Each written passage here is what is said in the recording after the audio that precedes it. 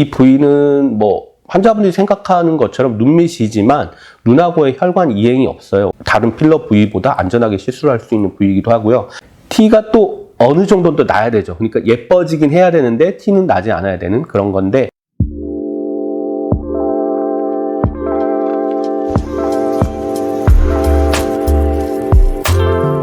안녕하세요. 닥터 S의 피부 이야기. 오늘은 눈두덩 필러에 대해서 한번 소개시켜 드려볼까 하는데요. 여성, 남성 상관없고요. 20대, 30대, 40대 나이가 들수록 더 심해지긴 하는데 우리 눈 밑에 약간 고리지고 고리지다 보니까 거기가 약간 어두워 보이고 심한 분들은 약간 아파 보이기도 하는 게 있어요. 이런 부위를 개선하는 방법에 대해서 한번 소개시켜 드려볼까 하는데, 여기 눈 밑에 지방백이 좀 튀어나오거든요. 젊으신 분임에도 불구하고 선천적으로 지방백이 좀 튀어나오신 분도 있고, 나이가 들면서 그 지방백을 눌러주는 근막의 힘이 약해지면서 더 지방백이 튀어나오고 그 밑으로 고리지는 경우가 있는데, 이렇게 되면 그 밑이 되게 어두워 보여. 눈밑 지방 재배치라는 수술을 하기도 하고, 나이가 있으신 분들은 이제 하안검 수술을 하기도 하는데, 이거를 이런 수술적 요법 말고도요, 필러라는 시술을 이용해서 간단히 한 3분에서 5분 시술만으로 간단히 개선시킬 수 있거든요. 필러라는 시술은 눈밑 지방 재배치나 하안검 수술을 하시고 약간 마음에 안 드는 경우에도 그걸 보완적 요법으로 할 수도 있고 아니면 대체제가 될 수도 있긴 합니다. 그래서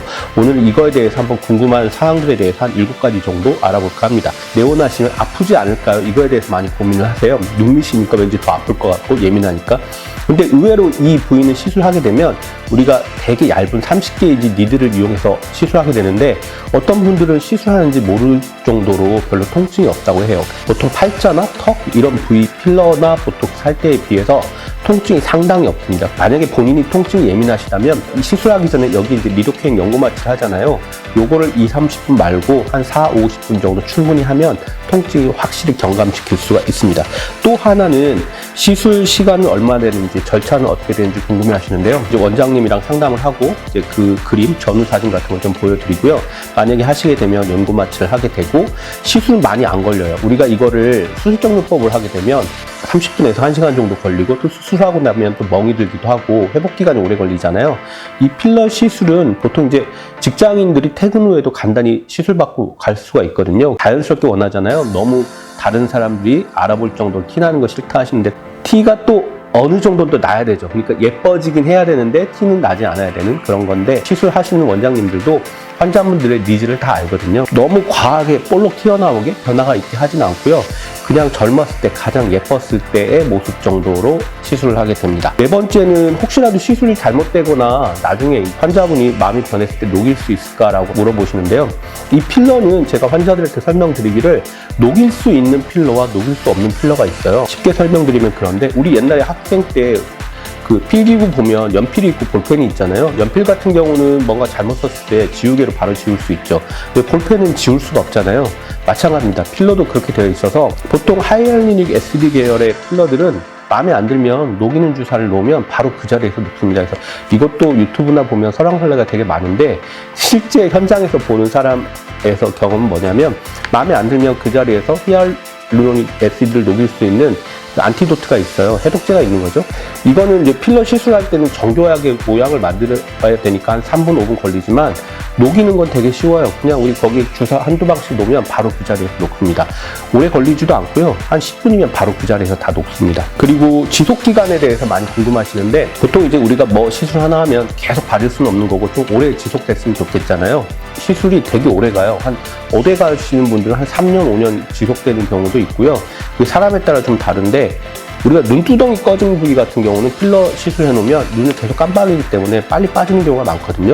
팔자 같은 경우도 우리가 말을 하거나 그러면 빨리 빠지는 경우가 많아요. 근데 이 눈밑 같은 경우는 되게 오래 지속되는 경우가 많습니다. 그래서 최소 1년 반에서 한 3년 정도 지속된다고 생각하시면 좋겠고, 여기에 많이 선호되는 제품은 되게 얇은 필러가 있고 중간 필러 있고 되게 굵은 필러가 있거든요. 이제 어느 부위를 시술하느냐에 따라서 종류를 선택하는데, 되게 물성이 얇은 필러를 이용해서 시술하게 되고요. 그렇다고 너무 물성이 얇은 필러를 주입하게 되면 모양은 예쁘게 되는데 이게 금방 빠져버려서 안 돼요. 그래서 적당한 타입의 물성을 가진 필러 선택하게 되고, 저 같은 경우는 이 부위는 레스클 리도카인 제품이나 벨로토의 밸런스 제품, 그러니까 최상위급 필러를 선호해요. 왜냐하면 여기는 좀 예민한 부위고, 예쁘게 평탄하게 결과가 나와야 되기 때문에 그렇게 선택하고 있습니다. 또 마지막으로 이제 환자분들이 항상 걱정하시는 건 부작용이죠. 이 부위에는 어떤 부작용이 있을까요? 라고 말씀하시는데 사실 우리가 타이레놀 하나만 먹어도 안타까운 얘기지만 죽을 수가 있잖아요. 근데 이 부위는 뭐 환자분들이 생각하는 것처럼 눈밑이지만 눈하고의 혈관 이행이 없어요. 다른 필러 부위보다 안전하게 시술할 수 있는 부위이기도 하고요. 뭐 하나 걱정되는 건 아무래도 멍 같은 거, 바로 눈이 보이는 부위인데 의사 선생님도 조심하긴 하지만 시술 끝나고 이렇게 꽉 압박을 해주면 아무래도 멍이 좀 덜 들게 되고요. 약간 뭐 멍이 난다면 노란 정도의 멍이 들 수 있는데 이거는 이제 찜질 같은 거 잘 해주시면 한 일주일 정도면 회복되는 것 같고요. 그 외에는 이 부위는 우리 필러를 하는 부위가 이마도 있고 뭐 관자도 있고 코도 있고 턱도 있고 앞광대 턱 많잖아요.